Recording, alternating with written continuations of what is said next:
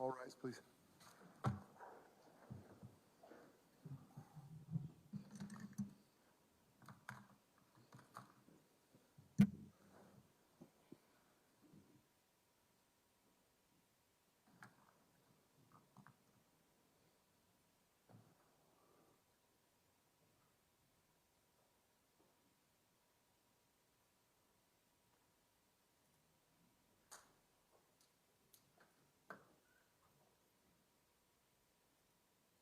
Everyone, please take your seats.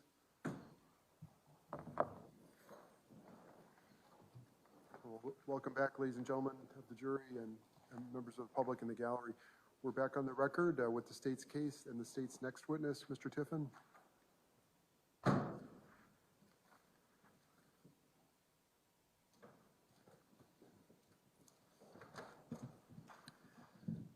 State calls Robert Roach.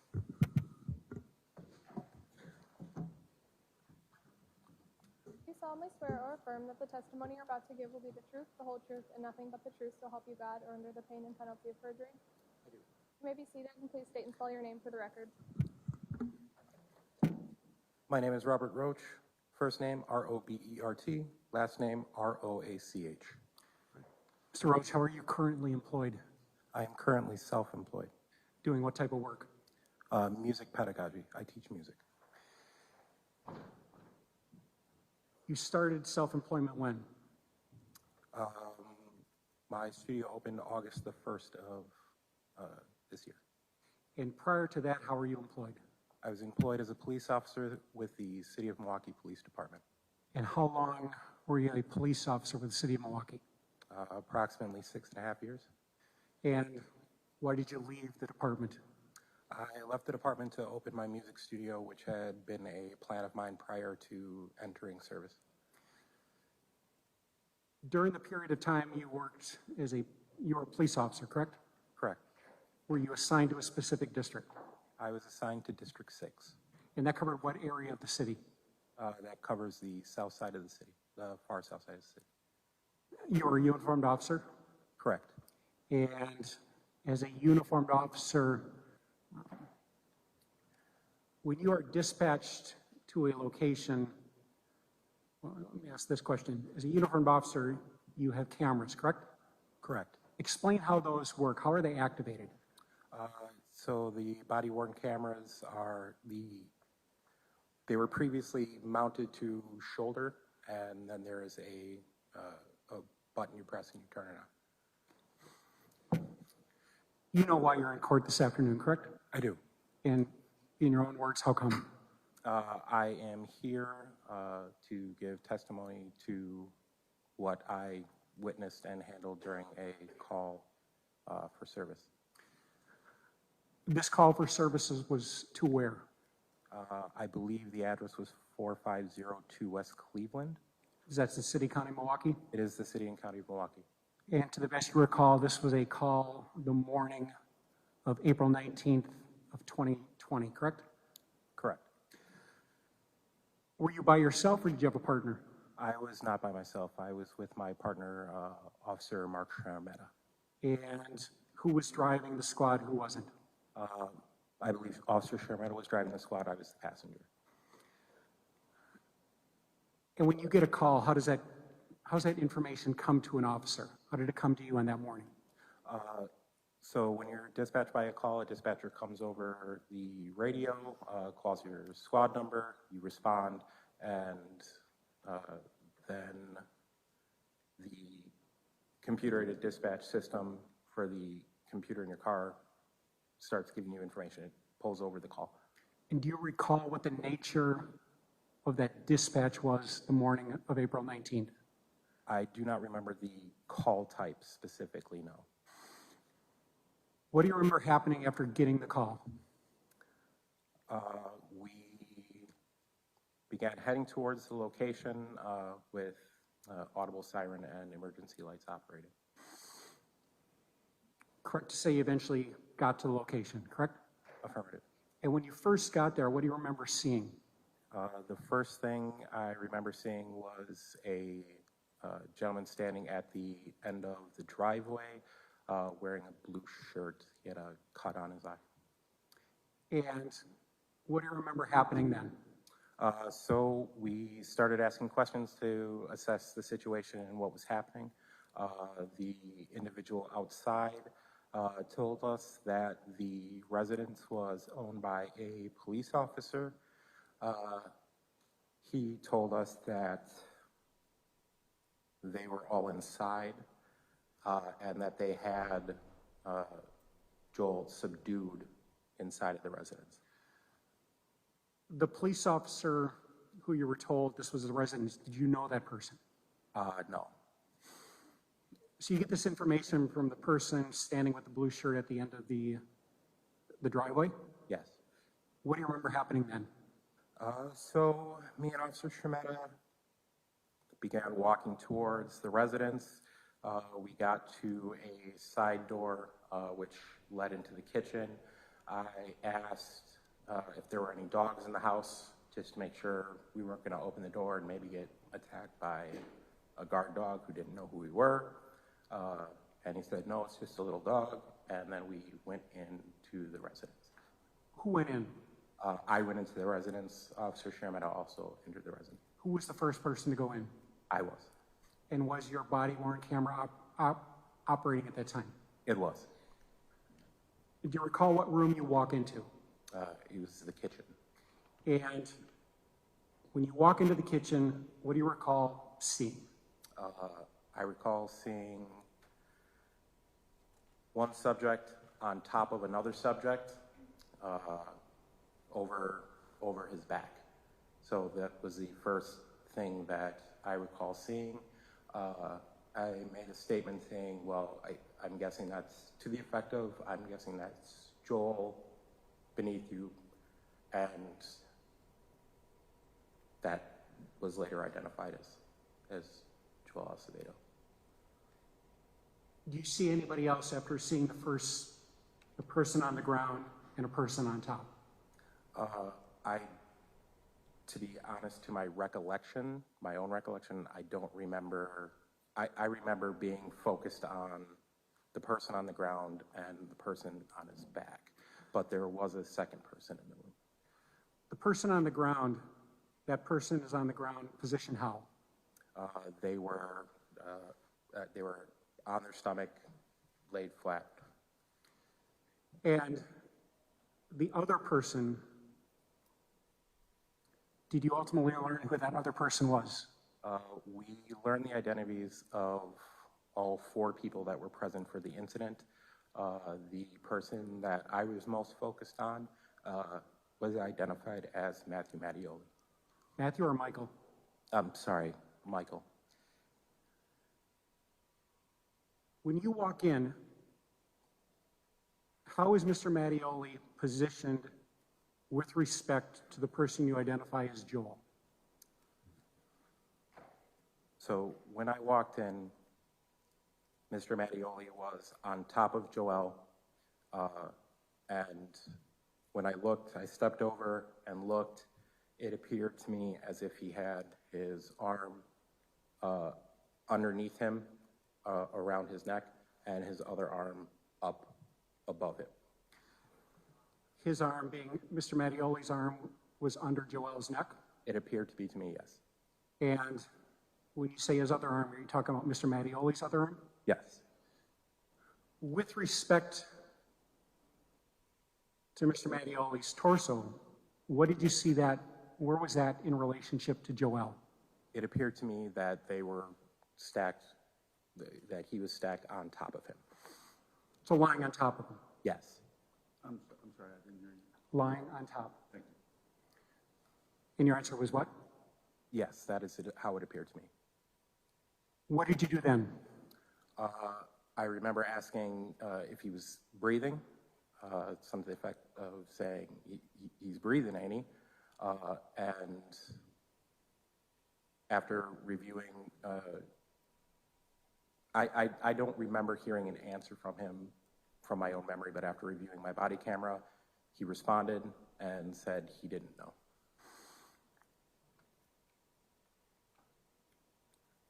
What do you remember then? Telling him to get up, to move, and then looking at him, and it didn't appear to me that he was responding right away. So I was like, officer, and started trying to move him. You talked about your body camera. You've had a chance to review that prior to testifying, correct? I did.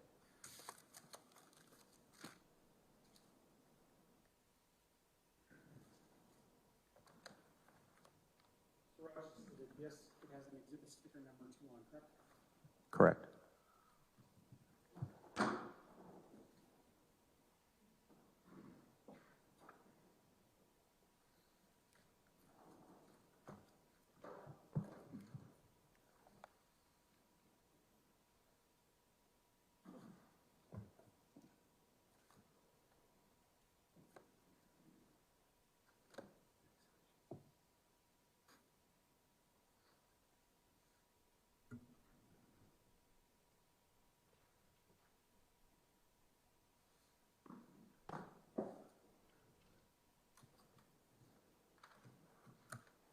And place the disc in the player.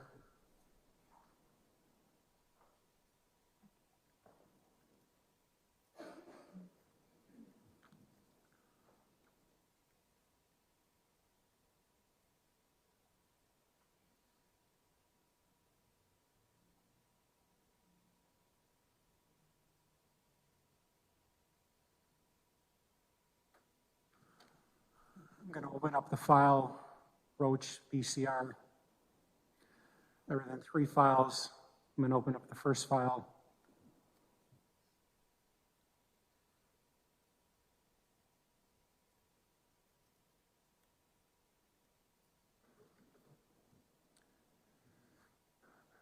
This file in length is 9 minutes and 18 seconds.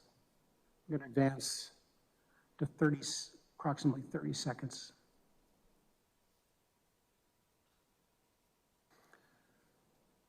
I'm going to start playing.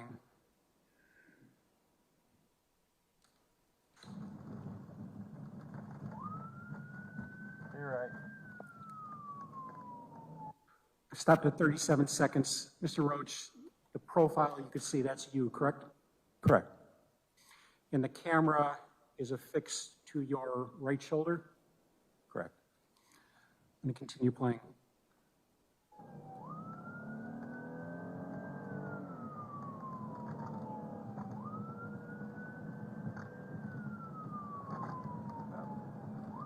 Better wake my bitch ass up.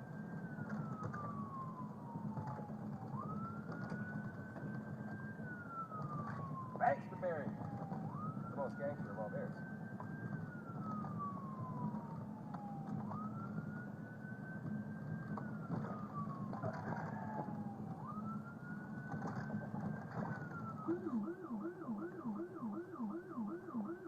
Yeah, the whole noise that tells you that you're supposed to get over.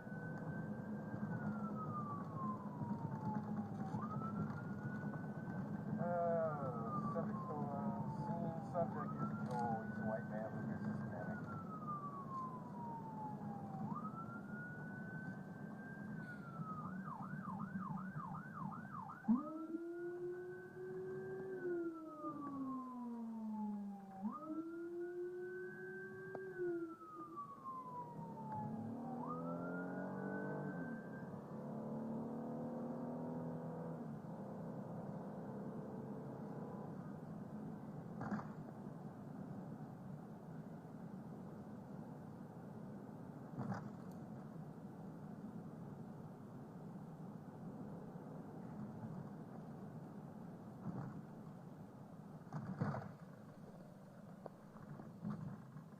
Clear right.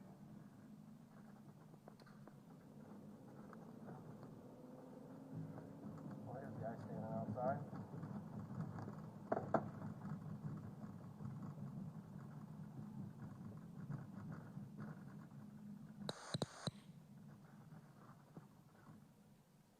Get something on his face. 723.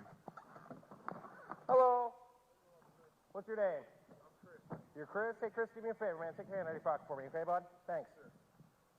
Yeah. So, Michael Mattioli. Who? Michael Mattioli, owner of this house. Okay. He's the one that called initially. We got the guy. Where's he? He's in the house. The owner of the house is in there? Yes. Okay. He's also a Milwaukee cop. Where's Joel? He's subdued right now. They got him in there. Please call me. What happened? What happened? Honestly, I was sleeping and I woke up to screaming and stuff. And whatever. So I come up. This man. And you said, who's the police officer here? Michael Mattioli. He's the owner of the house. Is he? And he's here right now? Yes, sir. Yes. Okay, hold on. Are there dogs in this house? Oh, there's a little dog. Just a little dog? It's gonna hurt you. You say there's an officer in here? Yes, sir. Hello, police. Oh, okay. Whoop, there you go, little girl. Settle down. You're okay. All right. So I'm assuming Joel's the person underneath you. Yeah, hands up this guy. Yeah. Okay. Which one of you is the police officer? Me. Oh, okay. He's still breathing, ain't he? I don't know, but Well, I'm making sure you don't have your arm around his neck. oh yeah. Hello? Hey, get up. Get up. Officer, get up. Oh yeah. All right. All right. Get up. Get out of the way. Fucking bitch. He's good. He's good. Is he conscious? You're right. No. Get medical here. 6367, we need medical to our location for a Roll him over. approximately 30-year-old Hispanic male. Does not appear to be conscious. Is he breathing? Not breathing. I got no pulse. Watch that. Calm. What is it? 6367, not conscious, not breathing, lips are turning blue.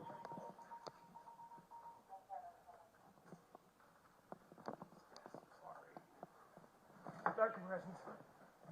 6730 compressions.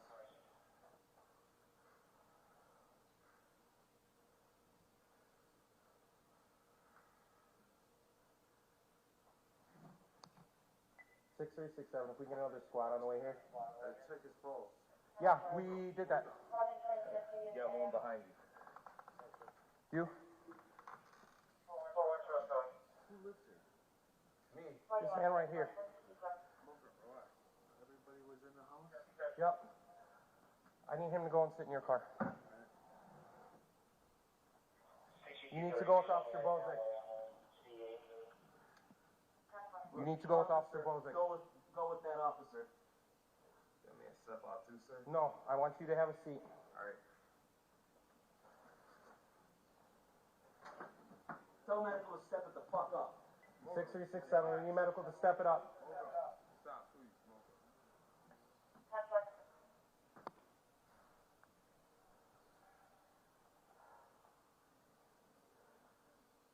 How long has he been down? I'd say probably 5 minutes. Were you guys holding him in that position for 5 minutes? My friend had him on top. Switch. Yeah.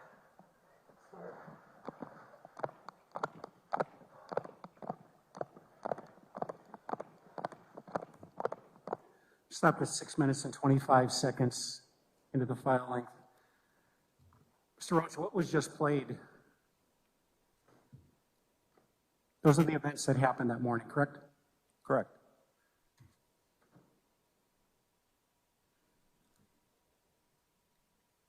What is showing where we stopped, you then took over CPR Correct.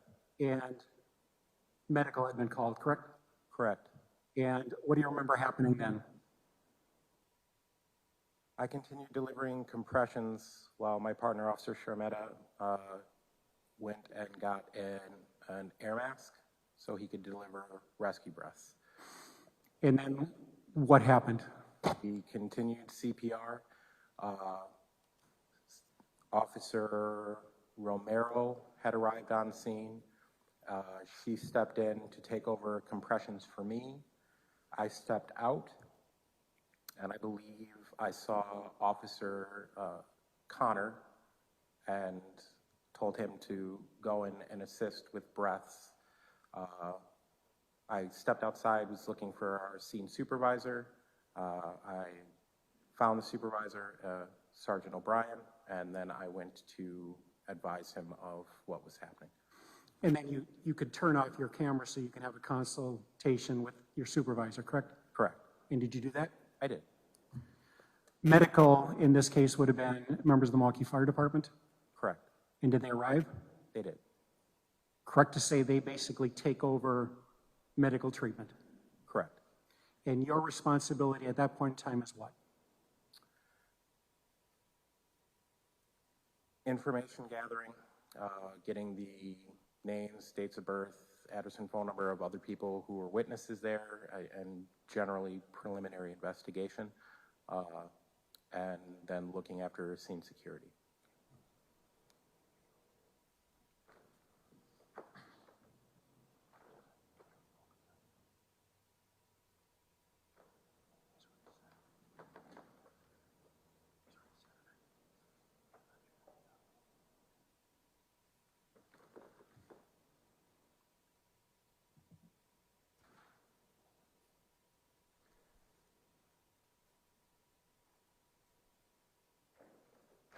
You ended up being interviewed about this incident, correct? I did. Do you remember describing what you observed regarding Mr. Mattioli's arm around the neck, the hand up here, as a rear naked chokehold? Objection, that's leading. Sustain. Do you remember how you described that to investigators? I described it to investigators as what I believe to be a rear naked choke. What is that?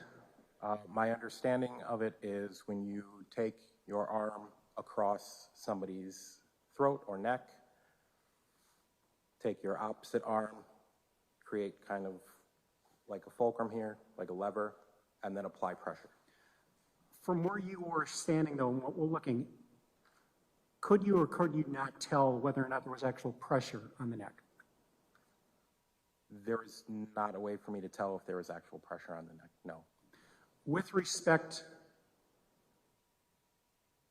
to the body weight of Mr. Mattioli, from where you were standing, did it appear to be off of Mr. Joel or on his back? From the perspective that I was at, it appeared as if he was laying on top of him, chest to back. What made you concerned about, or what made you ask what you heard here, is he still breathing? The position that they were, the position that I found them in.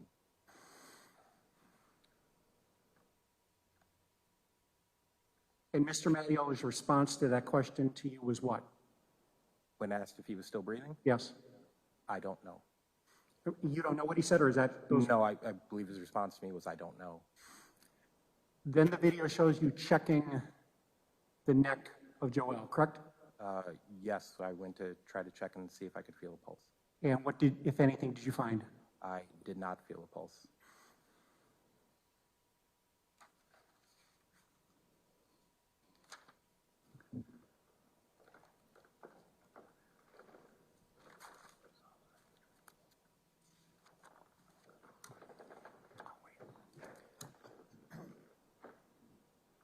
Judge, the state's going to move into evidence exhibit 2, portion that's been played, and I have no further questions of this witness. Any objection? No. Exhibit 2 is received and marked. And over to Mr. Hart. Thank you, Your Honor. Mr. Roach. Yes, sir. Before you began teaching music in August of this year, you were a member of the Milwaukee Police Department as a patrol officer for approximately 6 years, is that right? Yes, about six and a half years. 6.5 years. And when you joined the force, it was never your intention to remain there as a career, is that right? It was not. It was not. It was not my intention to remain there to retirement eligibility, no. All right, what you said was before you became a music teacher, let me rephrase that. You said that you entered service before you became a music teacher, yes? That is not correct. That situation is not correct. I had been privately teaching music prior to entering service and then had the intention of returning to after. Thank you for clarifying that. There can be little doubt that the primary role of a police officer is service. Am I right? Correct. And so when you say before entering service, that means something, doesn't it? I'm not exactly sure Right? what you What mean. you say is not before becoming a police officer, you say before entering service. That is, that's how you view the role of a police officer, serving the public, fair? The role of a police officer, in my opinion, is to serve the public, correct? And there can be little doubt about that, I suggest. And so though I've never heard that expression, I think, what you're trying to communicate. Yes? Okay. All right. When you received the call, you can't tell us whether it was a call to respond to an assault or not? You don't recall that? The CAD system, the computer-aided dispatch system for the Milwaukee Police Department has different call types, so they're all specific. I can't remember what the top of that CAD said for the specific call type. I see. And you've been off the job for 2 or 3 or 4 months, yes? Since towards the tail end of July of 2023, yes. But in preparation for your testimony today, you at least watched or rewatched your body cam from the night of April, or the morning of April 19th, 2020, yes? Yes. Did you look at any other reports? I reviewed the report that was written from my statement to investigators. Okay, when you were questioned by Internal Affairs relative to, as a fact witness, for what you observed when you arrived on the scene. I'm sorry, can you repeat the question? Sure. By IAD as a fact witness of what you observed when you came to the scene. You were interviewed. Okay, so the question is, was I interviewed as a witness by? Yes. Yes, I was interviewed by. I mean, the point is, you were being questioned as a witness, not as your role as a police officer. In your role as a police officer. It wasn't a police report, it was an interview of you. You were the subject of the interview. I believe so, yes. Yes. And what you told us and what we see on the body cam is that when you and your partner, Officer Shermanetta, arrived at the scene, Mr. Peters was out in front, correct? Mr. Peters, man in the blue shirt, Christopher Peters, cut on his eye? Sure. Yes. The man with a cut under his left eye? Mm-hmm. Yes? Yes. Did you, in triaging the situation, at least out in front, did you ask him how he got that? I don't recall specifically asking him how he got it. Did it appear that it was a fresh injury? Yes. Okay. And you asked him basics about what happened, who was inside, and what was going on, fair? Yes, I asked him what happened and where were the other subjects of the call. And what he said is this was the house of a Milwaukee police officer named Michael Mattioli, in slurred words, and also that Joel was being subdued inside. That's what he told me. Yes. That's the information you had as you and your partner approached the side kitchen door. Yes. And there was some discussion about the dog, or whether there was a dog. He told you it was a little dog, and you opened the door and see Mr. Mattioli, as you've described it, on top of the person you later learned was Mr. Acevedo. Is that right? Correct. Right. What you say and what we hear to Mr. Mattioli is he breathing? Or he's breathing, ain't he? Or words to that effect, yes? Correct. And what you hear in response is, I don't know, but then you left out the last part of that response, handcuff this guy. That's what Mr. Mattioli said to you in response, yes? Yes. And you heard that on your body cam. Yes. And you remember him saying that to you. After a review of my body camera footage, yes. I'm sorry, say that again. After review of my body camera footage, yes. Yes. So at least for Mr. Mattioli's purposes, now that law enforcement was there, he was interested in having Mr. Acevedo cuffed. That's what he said. That is what he said. All right. And you make observations about Mr. Mattioli's position on top of Mr. Acevedo, yes? Yes. And is it your opinion today and testimony that when you say he was, you believed, he was chest to back, that is, Mr. Mattioli's full weight was on Mr. Acevedo's back? I can't say for sure if it was his full weight. From my perception, from what I saw, it appeared to me as if he was laying on him chest to back. All right. Have you looked at the still photographs at all of that morning? I have not. And you can't tell us for certain whether Mr. Mattioli's legs were anchored on the floor, actually on the floor of his kitchen, while on Mr. Acevedo's back? Do you know that or not? Not to my recollection. Not to your recollection. All right. And with respect to Mr. Acevedo, the position in Mr. Acevedo's arms, did you see that they were on the ground as if he were pushing up, for lack of a better term? I can't say that I saw that. It appeared that. What's your recollection of where Mr. Acevedo's arms were when you walked into the kitchen? I honestly don't have a recollection of where his arms were. Would that have mattered to you in assessing the situation? Of where his arms were placed? Yeah, whether his arms were underneath him, for instance? I'm not sure I understand the question. Is it, would I have done something differently? Or would you have had a different impression about what was going on if the subject who you were concerned about had his arms out to the side or whether they were underneath him? No, I don't think I would have had a different concern. All right. What you say is that you observed Mr. Mattioli's right arm underneath Mr. Acevedo's neck, that's what you said, and his left arm above him. Is that right? That is the way it appeared to me. I'm sorry. That is the way that it appeared.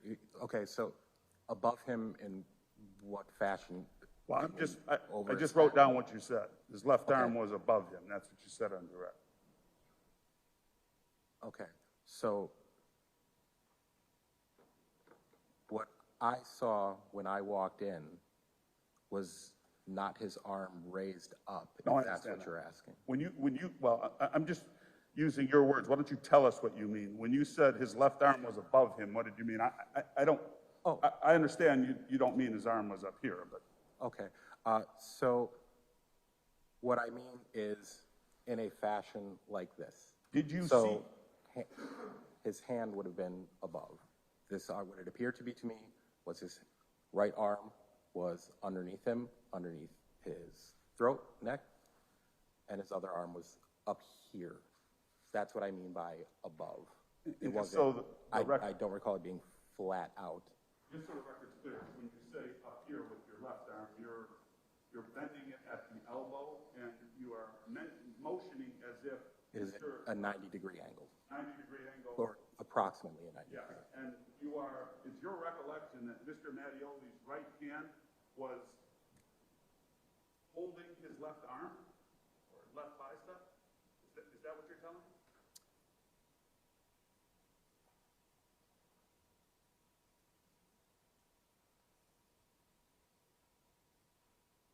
I would say that's reasonably accurate. It appeared to me to be like this. That's what you believe you saw, and that's what you reported to your supervisor, correct? That is what I reported to investigators, yes. That it appeared to you upon entering the kitchen that Mr. Mattioli had Mr. Acevedo in a rear naked chokehold, which would cut off the air from his throat to his brain. That was your concern.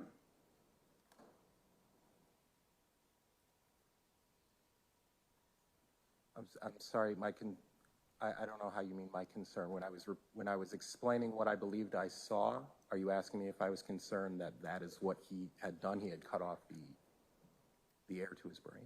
Well, why would you care if that wasn't your concern? Unless he was hurting the man, why would you make the observation at all? That's what you were worried about, that he was cutting off the air supply to Mr. Acevedo. You were worried about that. In walking in and examining what I saw, I attempted to ascertain the level to which he was subdued, as I had been told. Yes, I would be concerned if anybody was being held in a position that I believed I saw that day and reported to investigators that I saw that day, that their ability to breathe would be hindered. Compromise. Yes. Yes. And so up the chain it went, rear naked choke, you told an investigator and a supervisor, and that's how the narrative of what happened to Joel Acevedo on the morning of April 19th was generated. Your observation that what you believe you saw was a rear naked choke applied on Mr. Acevedo by Mr. Mattioli, correct? Is that your question to me? Is that how the narrative was generated? Yes. I wouldn't necessarily be able to answer that question. I wasn't a part of narrative construction. What I did was report to and speak with the investigators who asked me questions and described what I believed I saw that day. All right, let me ask you this. Do you now know that there was no damage to Mr. Acevedo's neck? Do you know that?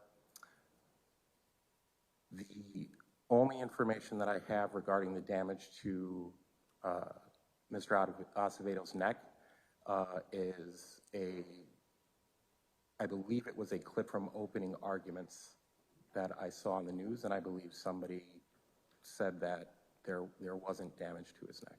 I don't remember who in that video. Since you've left the force, or even since this event, have you followed the media coverage of this case? No, not particularly. There was a large gap in time before I looked back into it. I was aware that, I was made aware conversationally through other people that there had been issues with a medical examiner. I'm not sure to what the extent those issues were, and that there had been conversations about the release of body camera footage. Are you aware that it's been reported regularly that this was the Mattioli chokehold case, or words to that effect? I have not heard that term, no.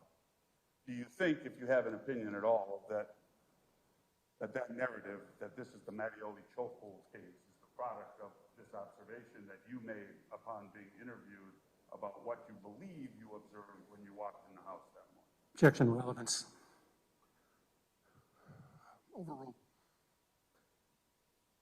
Can you repeat the question, please? You believe, if you have an opinion at all, that the description of this case as being the Mattioli chokehold case is the product of your description of what you believe you saw when you entered the home that morning?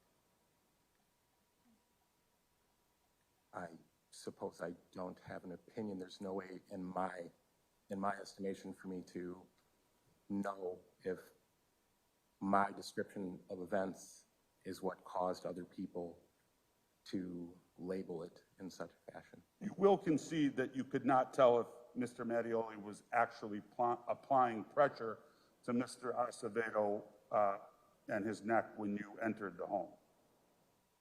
Correct.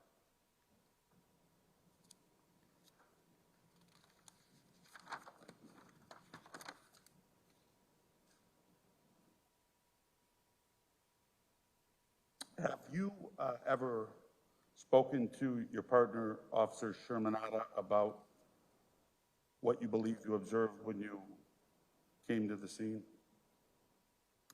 On the scene, I had conversations with Officer Shermanata. Yeah, Those those would. we saw there. I'm sorry. I said regarding the call that we responded to, we spoke about things that happened on scene. Okay, that would be depicted on your body cam, yes? I believe part of the conversation was, our conversation was captured on body camera. As you think back upon it, are you able to recall whether you had any discussion with him about your concern about what you believed you saw vis-a-vis the neck of Mr. Acevedo being compromised with your partner? To my recollection, after reviewing my body camera footage, me and Officer Shermetta had an exchange where he asked me, essentially paraphrasing, was his arm around his neck? And I responded, yeah. You said yes. I responded in the affirmative.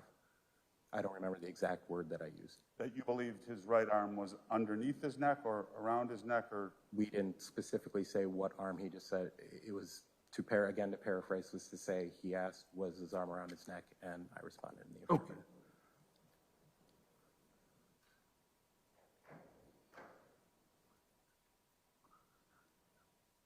Thank you. Thank you. Mr. Tiffin? No. Thank you. Thank you. Mr. Roach, you can step down. Sure.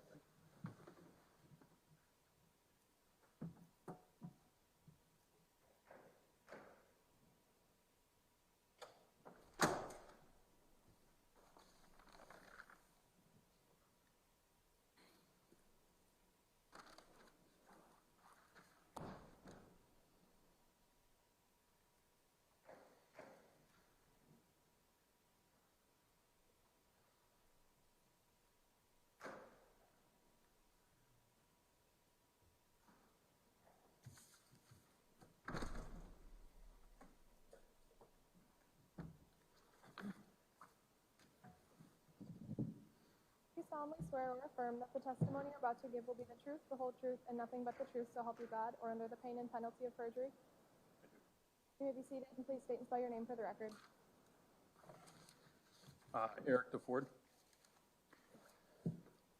Could you spell your name, please, sir? Oh, DeFord, D-E-F-O-R-D. Thank you. Mr. Tiffin? You are currently employed by the Milwaukee Fire Department, correct? Yes, sir. And your current rank is what? Lieutenant, And you've held the rank of lieutenant for how long? since March of this year. Prior to that, what was your rank in the fire department? I held the rank of firefighter and HEO, which is heavy equipment operator. Your job as a firefighter and a heavy equipment operator obviously involves fighting fires, correct? Yes, sir. What else? Also providing medical assistance to patients and victims. On the morning of April 19th of 2020, you were working at which house, which station? Engine 33, And where is that? 45th and Burnham. That morning, did your house, your station, receive a notification of respiratory stress at 4502 West Cleveland?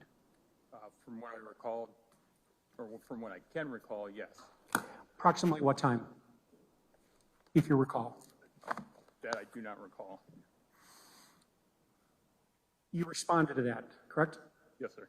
And you were the one of those people who responded, correct? Yes, sir. So the call comes in. Let me ask this. How is the fire department, how are fire employees, firefighters notified that medical attention is needed?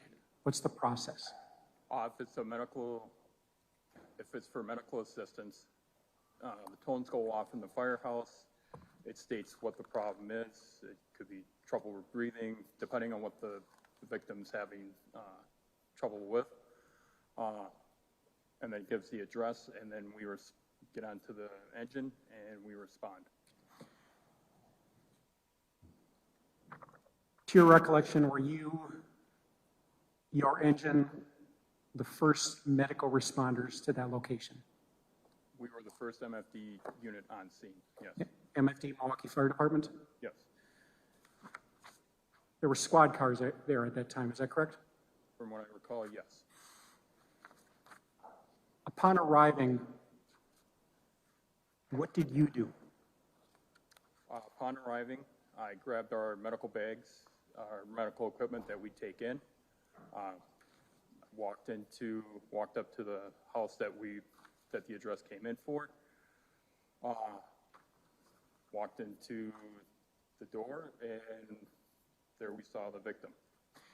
You walk in, and what do you see going on with respect to the victim? Walk in, I see the victim lying there,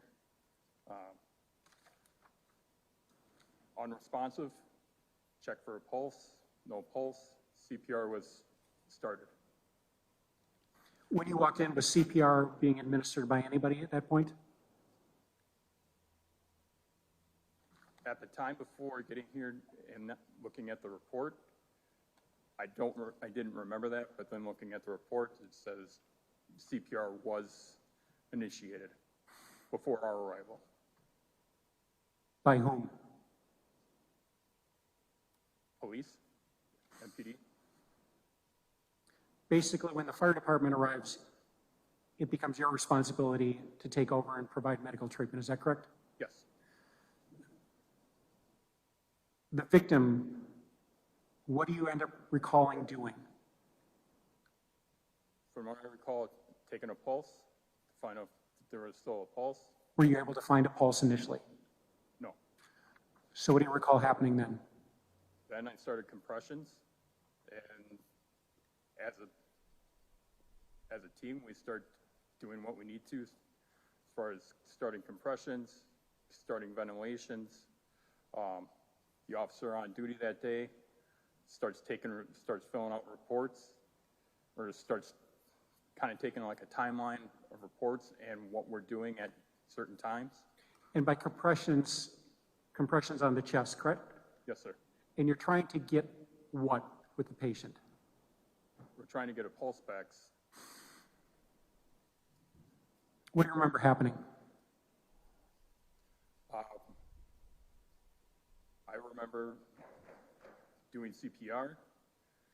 We were going through our process of resuscitation. At some point, we got a pulse. At that point, we helped the paramedic unit that was also on scene, load the victim into the back of the paramedic unit, and from there, the paramedic unit went to the hospital. And which hospital, do you know? I believe it was St. Luke's.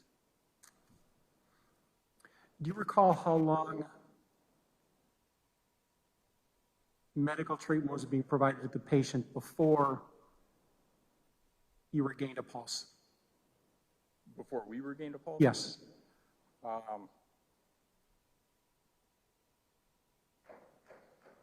I don't. Was it quick or was it long, or you just don't remember? I just don't remember.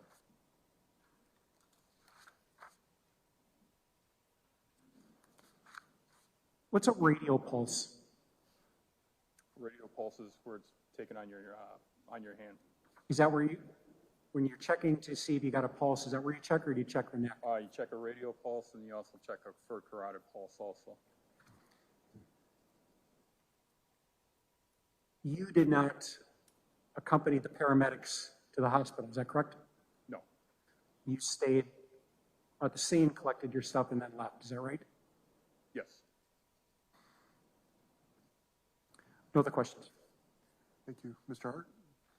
Or Mr. Powell? Good afternoon, Firefighter DeFord. How are you? Good. How are you doing, sir? I'm well, thank you. So you were dispatched for a cardiac arrest, correct? That was the dispatch? I believe so, yes.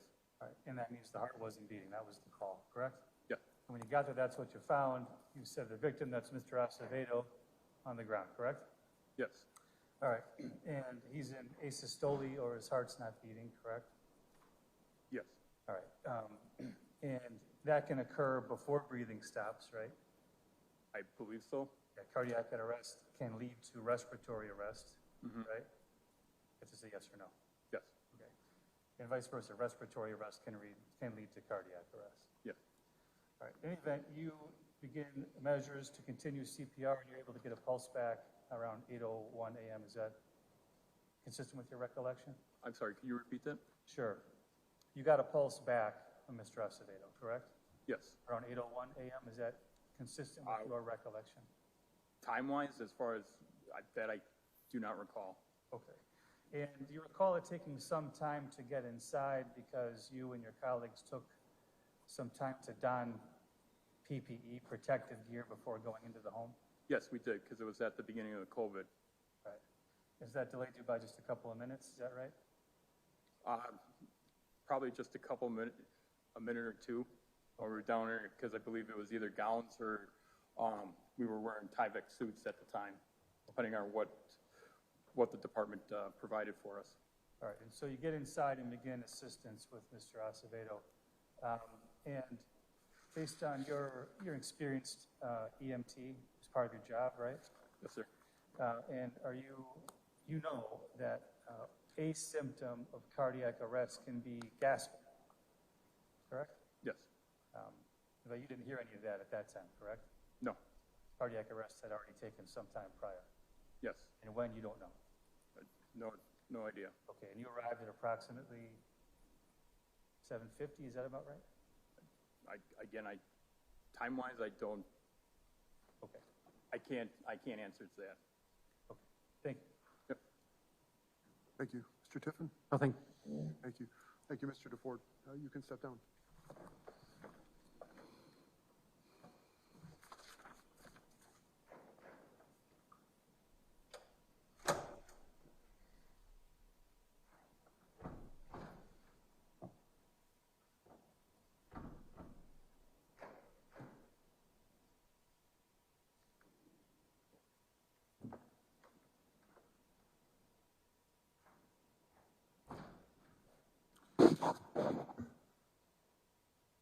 Hold on. I just wanted to ask our media folks, can I have a word with you all? I'm a little concerned about the positioning of this microphone, so I'd like to meet with you and the attorneys just for a moment. Chambers?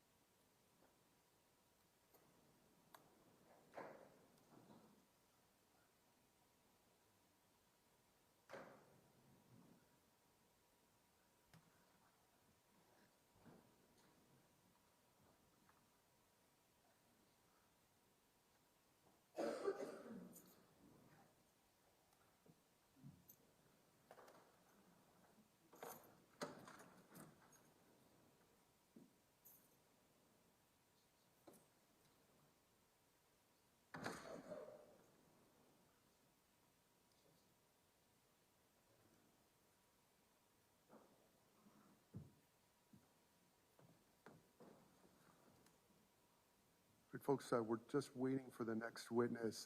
The concern the court had was there's a microphone that's a little close to the defense table for the court's comfort, but the media assures me it's not on. So we're not picking up any side conversations. That said, we'll be proceeding in just a moment. So we're off the record here for just a minute.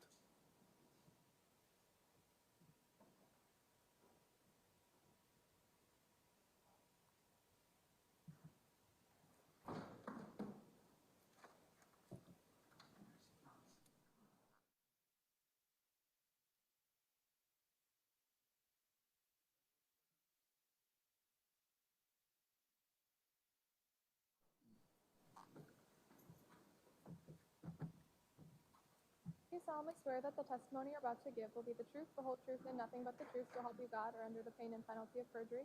Yes. You can be seated, and please state and spell your name for the record. My name is Natalia Halcomb, Nataliahalcomb. Thank you, Ms. Holcomb. We'll start with Mr. Tiffin. Ms. Holcomb, you were employed how? I'm a firefighter for Milwaukee. And you've been a firefighter for how long? 3 years. Prior to achieving the rank of firefighter, you were also working for the Milwaukee Fire Department, correct? Yes, I was a cadet. And what's a cadet? So a cadet is like a 2-year-long program where they send you right out of high school and you get all of your certifications like EMT, paramedic, Fire One, and it's pretty much like a stepping stone into becoming a Milwaukee firefighter. In 2020, specifically in April of 2020, you were a cadet? Yes. And which station did you work out of? Engine 33, Which is where? 45th and Burnham. On the morning of April 19th, were you working and were you part of the dispatch to a house on Cleveland? Yes. Your assignment that day was what? I was right along, so I was pretty much going through getting my time as a paramedic. I was running along on paramedic med units as a step for paramedic course. Did the ride along just mean you observe, or do you also do things? It was both, so observing and practicing skills.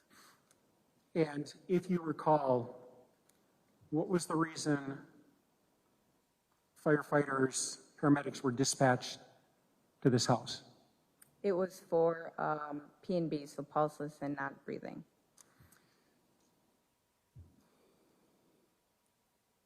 How did you get from your station to the house? I mean, what were you on? Fire engine? Were you in a med unit? Where were you? Med unit. Med 14. Pardon me? Med 14. Med 14? Yes. Med stands for medical, correct? Yes, med is in the paramedic med unit.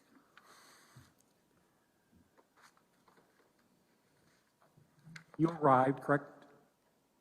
Yes. This was the morning. Yes. You ended up entering a single-family home, is that right?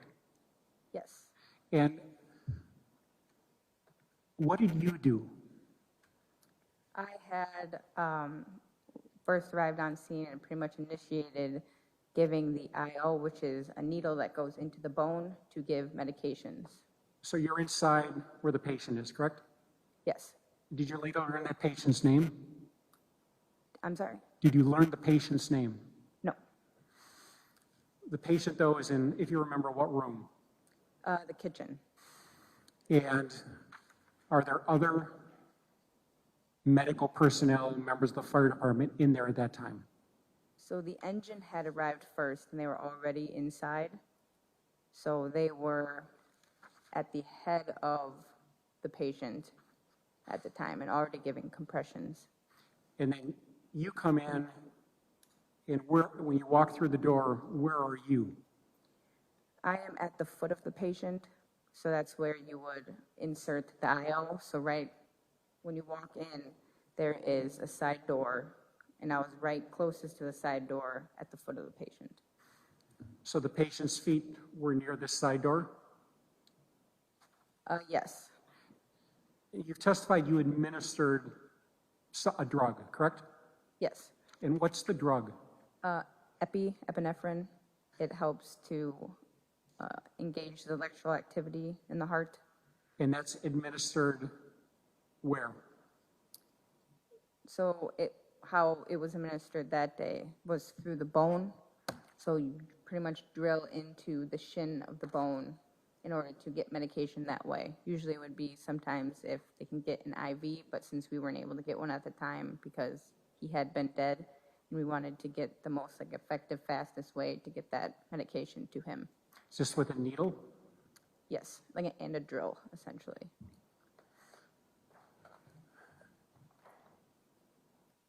You administer the medication. What do you remember happening then? After administering the medication, he was connected to essentially a bag of saline to kind of help push fluids into the patient. And what happened?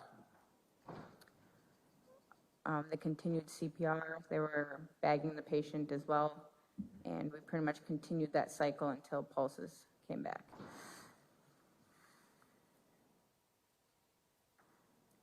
So at some point in time, a pulse is detected in the patient, is that correct? Yes. Once the pulse is detected, what happens then? We usually, if it's a larger patient, which in this particular scenario, he was, so we tarp the patient, which we roll them on the side, slide the tarp underneath, roll them back, and then we lift them and carry them to a cot so we can get them loaded into the med unit. And was the cot inside or was it outside? Right outside. The patient was put on the cot, is that correct? Yes, and then taken to the med unit you arrived in? yes, Patient was put in the med unit? yes. And what did you do? So once I got into the med unit, I was assigned with continuing the ventilation, so bagging the patient and assisting his breathing. And how is that done? So you have a tube that goes pretty much down the patient's airway, and you connect a BVM, which is about this big, and you squeeze it in order to allow adequate breaths to go through. So you're squeezing A bag, a bag. essentially, yes. And where's the patient transported to? St. Luke's, And you were part of that transport? yes. And at St. Luke's, what happens?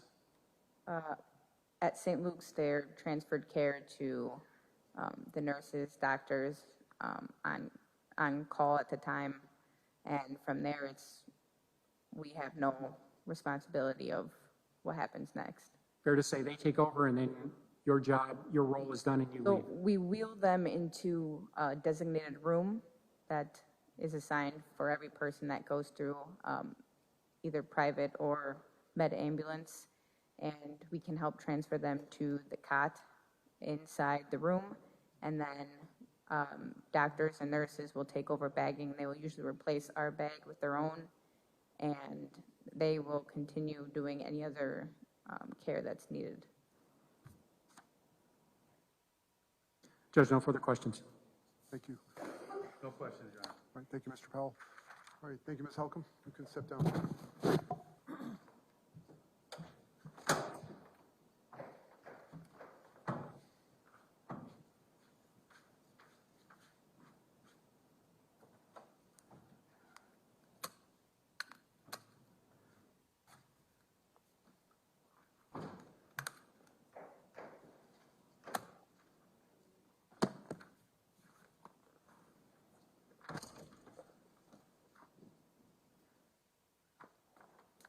Do you solemnly swear or affirm that the testimony you're about to give will be the truth, the whole truth, and nothing but the truth, so help you God, or under the pain and penalty of perjury? May I have a seat and please state and spell your name for the record?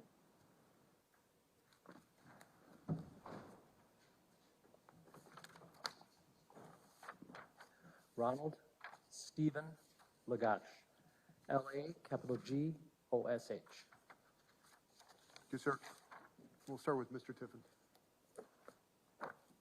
You are employed how? I'm an investigator with the District Attorney's Office, You've held that position for how long? 10 years. And prior to that, how are you employed? I retired from the City of Brookfield Police Department as a detective. You've been a detective with the Brookfield Police Department for how long? Detective, Or let me just make this, how long have you been employed by that department? 28 years. On April 19th of 2020, did you become involved in the investigation of an incident involving a Milwaukee police officer named Michael Mattioli? Yes.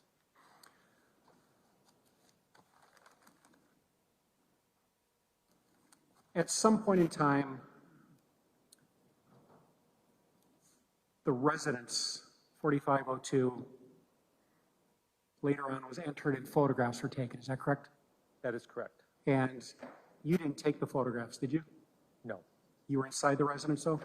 Yes. You had an opportunity to see what's there? Yes.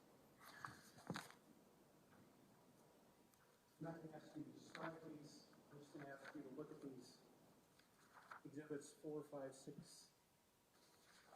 7, 8, 9, 10, and just do you recognize, they're all pictures, and recognize what those are pictures of? Do you want me to describe each one? I just want to know whether you just look at them and you recognize what they are pictures of.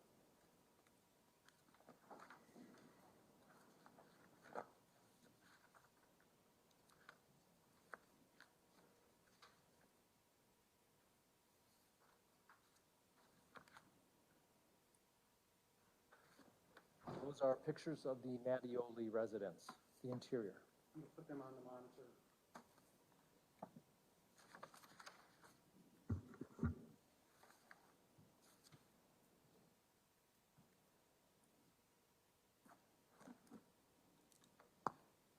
From where you're sitting, can you see? Can Can you activate that screen, please? Thanks.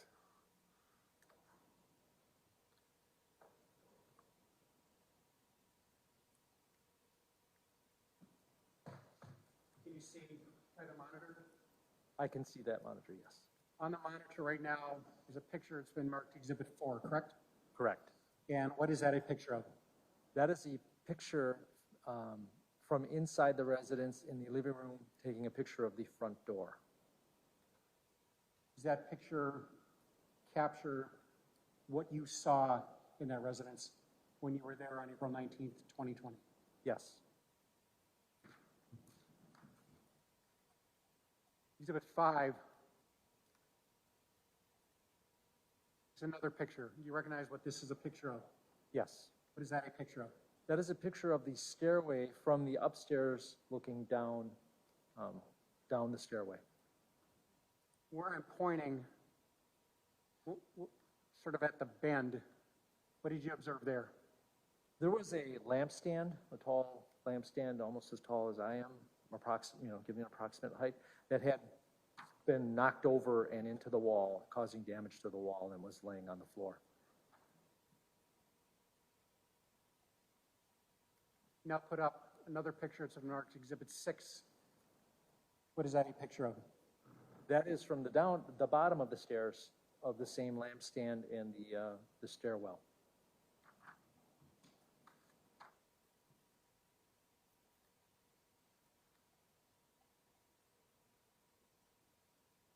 Exhibit 7, what is that a picture of? That is a picture of Mr. Mattioli's bed and items that were found on the bed. And from you being in the house, Mr. Mattioli's bedroom was where? As you went up the stairs to the second floor, it was on the right-hand side as you were going up the stairs.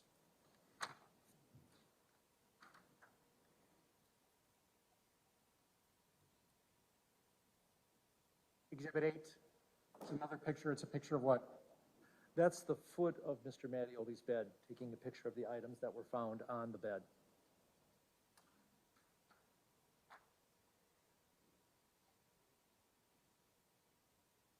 Exhibit 9 is another picture of what? Again, a picture of the bed, this time from the far side of the bed, looking down at the items that were found on the bed. The items found on the bed, and specifically the dollar bill, they were all collected, weren't they? Yes. I'm sorry, they were All collected. collected. Thank you. And the purpose of collecting them was what? For evidentiary purposes.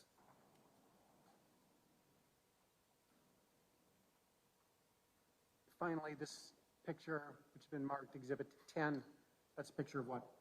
So that's a picture of the living room. The person was with their back to the door that we saw, I believe, on slide 4, or item number 4, and they were taking a picture into the house facing towards the hallway that goes into the kitchen. And the kitchen, as one's looking at that, would be, as one's looking at the picture, would be to the right, is that correct? That is correct. And from being in the house, you're aware there's a basement? Yes. How does one get to the basement? Around the corner was a stairwell that went down to the basement. So you go around what I'm sort of drawing here at this corner, is that correct? Correct.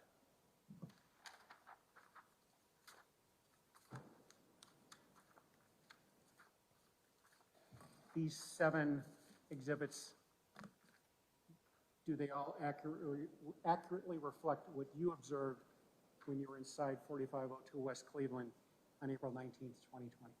Yes. So as the state's moving into evidence, exhibits 4 through 10, and I have no further questions. No objection. Exhibits 4 through 10 are received and marked. And no questions from the defense? Briefly. Okay, Mr. Powell? Investigator Lagash, part of your role here was also collecting digital evidence from the home, correct? Correct. Which would include things like cell phones and computers, right? Yes. And you did that here. You collected several cell phones, right? Correct. Including, well, strike that. When you do that, one of your purposes is to then go and sort of download the information on those items, be them cell phones or computers, and look at what's on there, right? Correct. You use special forensic tools to do that? I do. And one of the items you recovered that day was a phone belonging to Joel Acevedo, is that correct? That is correct. And you also used those forensic tools we talked about, one's called Celebrite, correct? Correct. And you were able to download the contents of Mr. Acevedo's cell phone, right? Yes. And you turned that into a lengthy report. Yes, That is, Cellbrite generates a lengthy report of the contents of the phone. it does. And in this case, those contents of Mr. Acevedo's phone totaled around 14,000 pages or something like that, correct? If that's what you're telling me, I did not look at the report before coming in here, so yes, it can be voluminous. Right, but that wouldn't surprise you to hear a number like that. That's fairly common. That is common. Because what you're pulling off the phone is all kinds of data within the phone, from background data that uses to run apps to actual contents of people's communications, right? Correct. And that could be text messages, right? Yes, Or social media messages like Facebook, Instagram, things like that. All that comes through. as whatever Celebrite can decipher, yes. Okay, and it was able to do so in this case as it relates to Mr. Acevedo's phone. Yes. Okay, that's all I have for Investigator Lagash. Thank you. Thank you. Mr. Tiffin? I have no further questions. Thank you. Thank you, Mr. Lagash. You can step down. Judge, as we discussed, this may be an appropriate time. The next witness is Investigator Dallin. It will take a little bit of time. Okay. All right. It sounds like this would be a good time for a break, everyone. So we're going to take a break. So we'll break for about 15 minutes, and then we'll be back on the record. It's 2:41, 2:42. Let's say about 2:55 or so. Okay. All rise, please.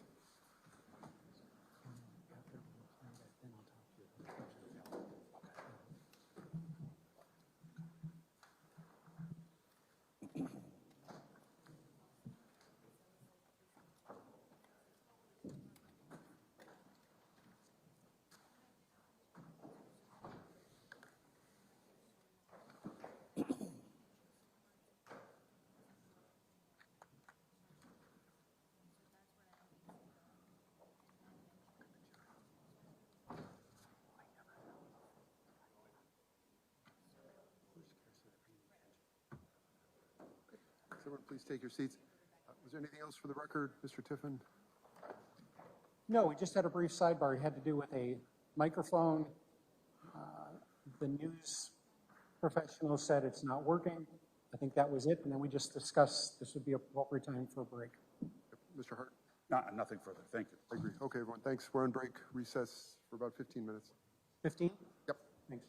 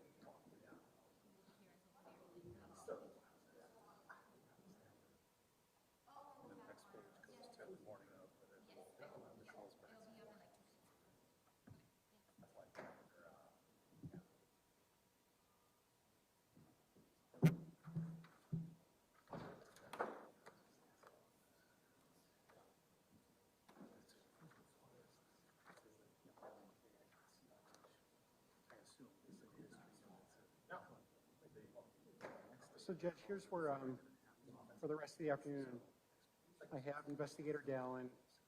There's going to be some audio played, a statement that's both audio and video, and then I'm done for the day because the ME is tomorrow morning. Okay. And what time do you want to start tomorrow morning? Well, we can start at 9 again, if Okay. that works for everyone. You have, since you guys come over for a second.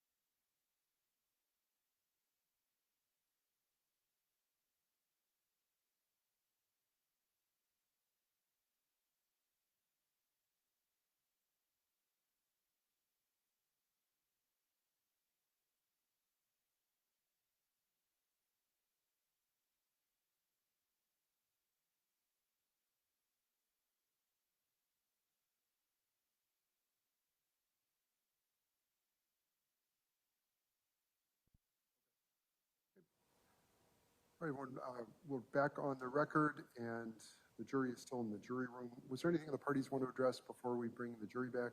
Mr. Tiffin? No. For the defense? No. Okay. All right, I just had a brief discussion with attorneys about our schedule. I think we'll be wrapping somewhat early this morning, or this afternoon, rather.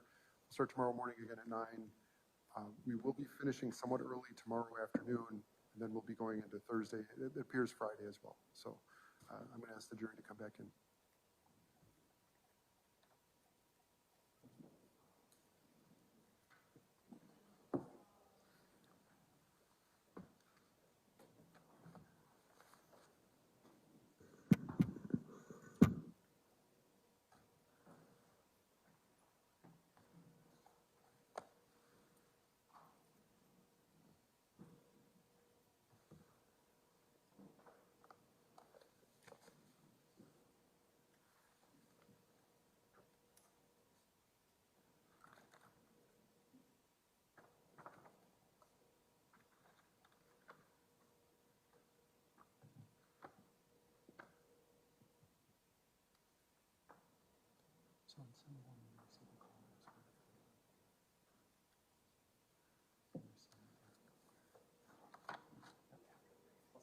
Yes.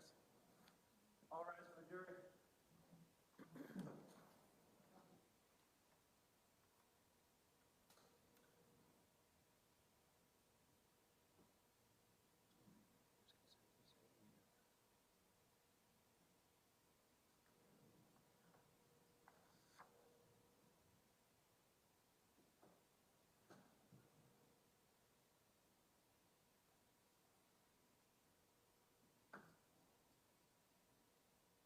Hey, thanks, everyone. Please take your seats.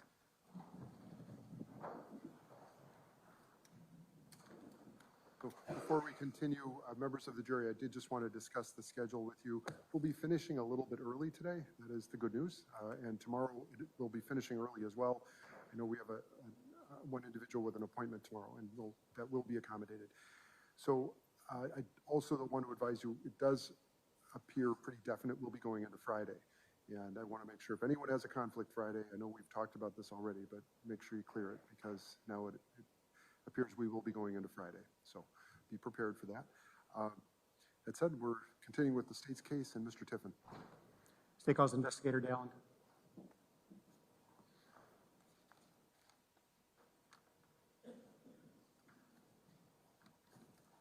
Solemnly swear or affirm that the testimony you're about to give will be the truth, the whole truth, and nothing but the truth, so help you God, or under the pain and penalty of perjury? I do. You can have a seat and please state and spell your name for the record. David